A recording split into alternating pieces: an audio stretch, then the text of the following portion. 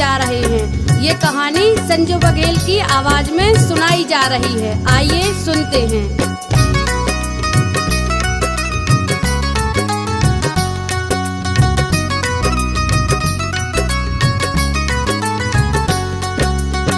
एक चिड़िया थी जो रोज दाना चुनने के लिए अपने बच्चों को घोंसले में छोड़कर दूर जंगलों के पास बस्तियों में जाया करती थी। एक दिन किसी घोड़े पर उसने चने का दाना पाया। वह उसे लेकर चक्की में दरने को ले गई। दाल दरते दरते एक दाल खूंटे में फंसी रह गई। एक ही दाल बाहर निकली।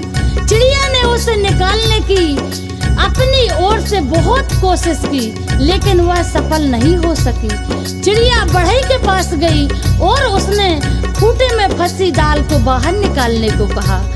बढ़ई कुछ और काम कर रहा था, इसीलिए उसने ध्यान नहीं दिया। चिड़िया ने उससे बहुत मिन्नत की और उससे क्या कहा, बढ़ई बढ़ई खूंटा चीरे, खूंटा में मुर्दाल बा, का खाऊं का पीऊं, काले के परदेस जाऊं। बढ़ई ने उसकी एक न सुनी और उसे धुतकार कर भगा दिया। फिर वह राजा के पास गई। चिड़िया ने राजा से गुहार लगाई, राजा ऐसे बढ़ई को दंड दो जो मुझ जरूरतमंद की बात नहीं सुनता। राजा राजा बढ़ई दंडो, बढ़ई ना खूंटा चीर, खूंटा में मुर्दाल बा, का खाऊं का पीऊं, काले के परदेस जाऊं।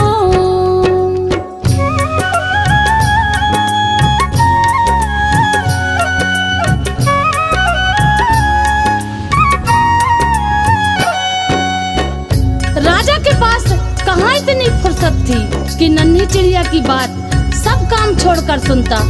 जब उसने भी विनती पर कोई ध्यान नहीं दिया तो वह रानी के पास गई और रानी से बोली, हे रानी, तुम अन्यायी राजा का साथ छोड़ दो। रानी रानी राजा ते जो राजा ना बढ़ई दंडे, बढ़ई ना खूंटा चीरे, खूंटा में मुर्दाल बा, का खाऊं का पीऊं, काले के परदेस जाऊं। रानी भला अपने राजा को क्यों छोड़ने लगी? रानी ने रोती बिलखती चिड़िया की एक न सुनी और उसकी बात मानने से इनकार कर दिया। फिर गौरैया उड़ी, सांप के बिल के पास जाकर रोने लगी। बिल से निकले सांप से अपनी विनती दोहराई, सारप सारप रानी डसो, रानी ना राजा छोड़े, राजा ना बढ़ई दंडे, बढ़ई ना खूंटा चीर, खूंटा में मुर्दाल बा, का खाऊं का पीऊं, काले के परदेस जाऊं।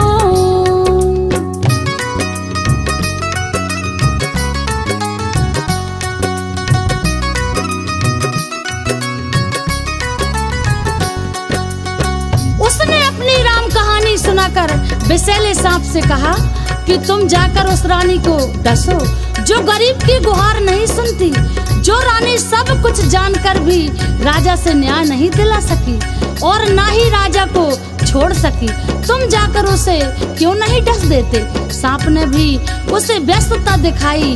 तब भागी भागी गौरैया जंगल में जा पहुंची और उसने बांस से विनती की, तुम लाठी बनकर सांप को मारो।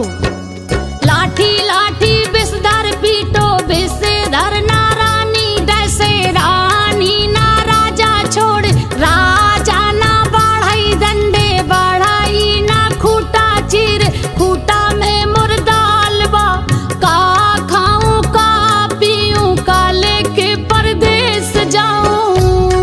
बांस की लाठी भी भला इस नन्ही गौरैया के लिए सांप से क्यों बैर लेती?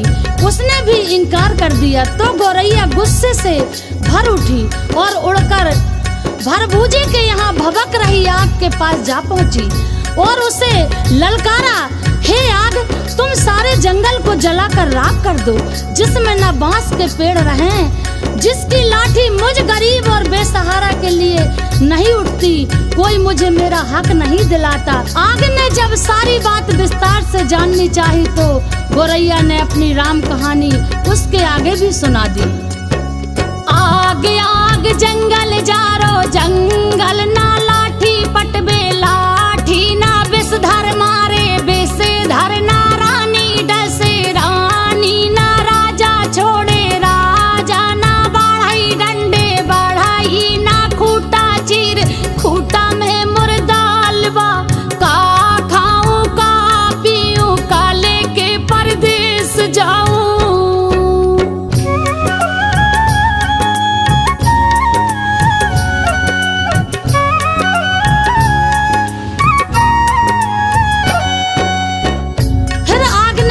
छोटी सी बात के लिए गोरैया की बात मानकर पूरे जंगल को जलाना ठीक नहीं समझा और जंगल को जलाने से इनकार कर दिया। तो गोरैया बहुत दुखी हुई लेकिन निराश नहीं, वह सागर के पास पहुंची और उसे पूरी बात सुनाकर आरजू की। सागर सागर आग बुझाओ आगे ना जंगल जा रे जंगल ना लाठी पटबे लाठी ना विषधर मारे विषधर ना रानी डसे रानी ना राजा के जे राजा ना बढ़ाई डंडे बढ़ाई ना खूटा चीर खूटा में मुर्दालवा का खाऊं का पीऊं का लेके परदेस जाऊं।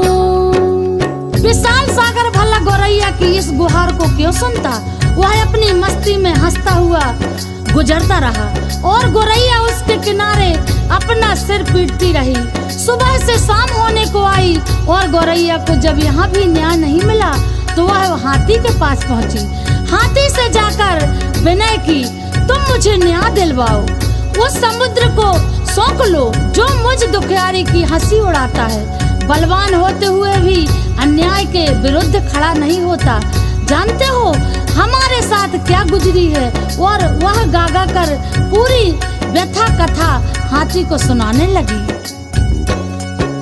हाथी हाथी सागर सो को सागर ना आग बुझाए आगे ना जंगल जा रे जंगल ना लाठी पटबे लाठी ना विषधर मारे विषधर ना रानी डसे रानी ना राजा छोड़े राजा ना बढ़ाई डंडे बढ़ाई ना खूटा चीर खूटा में मुर्दालवा का खाऊं का पीऊं का लेके परदेस जाऊं।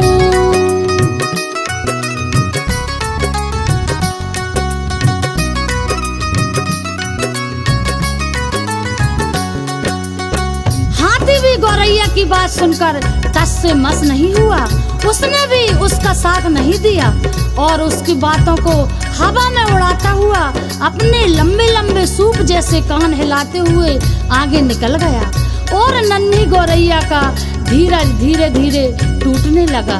वह थककर चूर हो गई, जहाँ की तहाँ बैठी लाचार सी होकर आंसू बहाने लगी। सारी दुनिया उसे अंधेरी दिखाई देने लगी। किस किस से उसने अपनी कहानी नहीं सुनाई, लेकिन किसी ने उसकी मदद नहीं की। बेसहारा लाचार की करुण पुकार पर कोई ध्यान नहीं देता।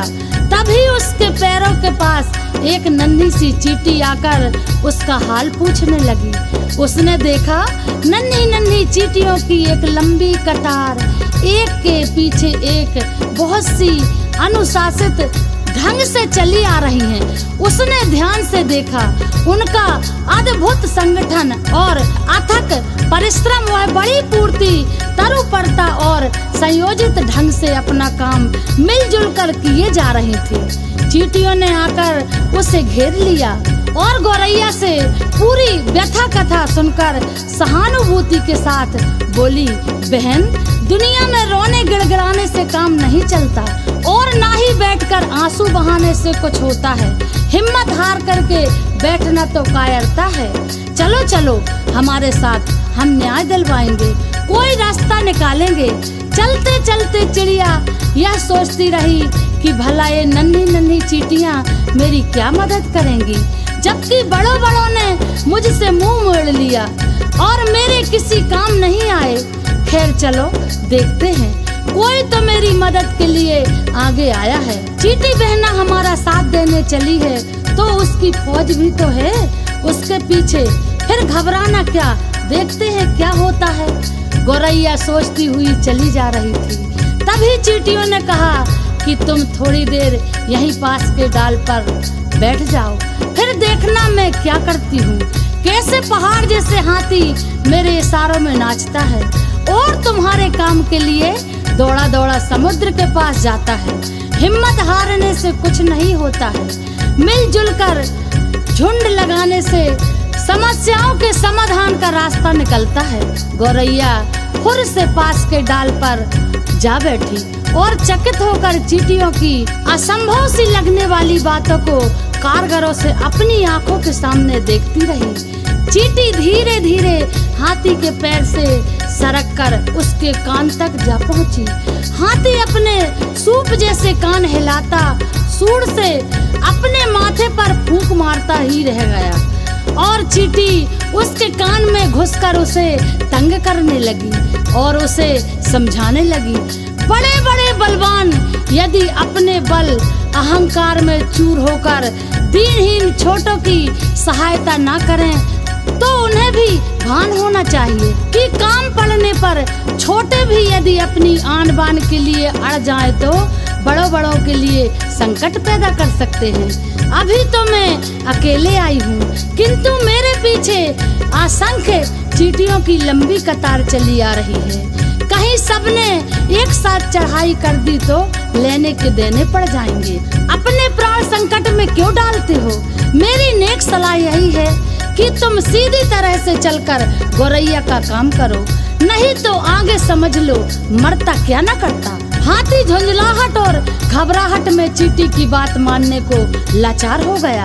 वह यह कहते हुए गौरैया के लिए सागर को सोखने के लिए तैयार हो गया।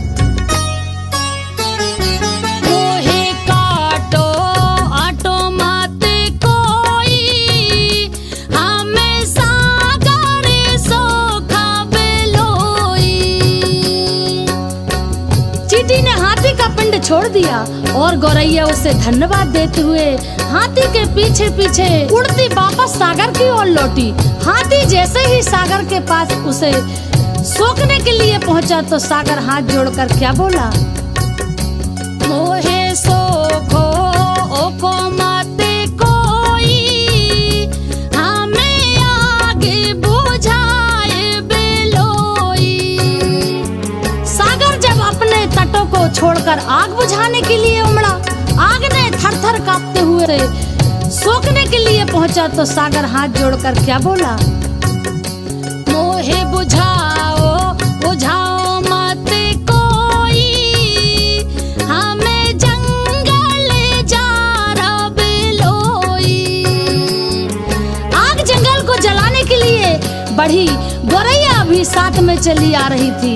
यह जानकर जंगल ने भी वादा किया, मैं लाठी को सांप मारने के लिए तुरंत भेजता हूँ, लेकिन मुझे जलाकर राख मत करो। मोहे जारो आरो मत कोई, हमें सारा पे मारा बेलोई। सांप की क्या मजाल जो जंगल की बसबारियों में अनगिनत लाठियों की मार से भयभीत न हो।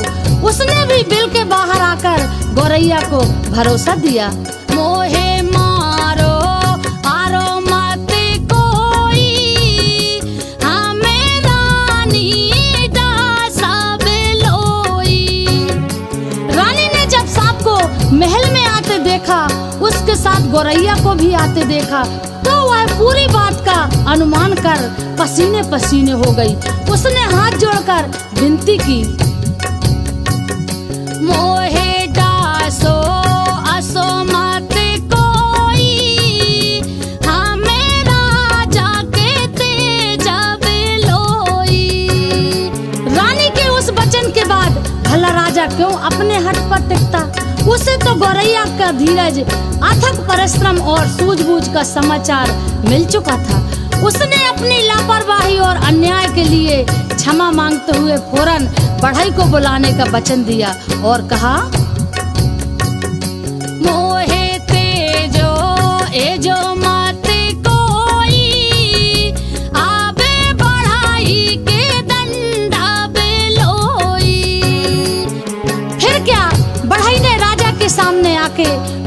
की बात न मानने का अपराध कबूल किया और थर थर कांपते हुए राजा से गिड़गिड़ाकर विनती की। क्या? मोहे दंडो अंडो माते कोई, आबे खूटा के चीरा बेलोई। आखिर गौरैया को चाहिए ही क्या था? उस चक्की के खूटे के पास पहुंची जिसमें चने की दाल फंसी हुई थी। बढ़ई ने खूटे की दाल निकालकर दी और गौरैया उसे अपनी चोंच में लेकर अपने घोंसले में जा पहुंची, जहां उसके नन्हे नन्हे बच्चे वह जब से गई थी उसकी राह में आंखें बिछाए भूखे प्यासे बैठे थे। बच्चों ने चहचहाकर उसका स्वागत किया और वह अपनी चोंच से चने का दाना अपने बच्चों को खिलाने लगी और गुनगुना करके पूरी कहानी सुनाने लगी कि कैसे उसने अपनी हिम्मत से काम लिया।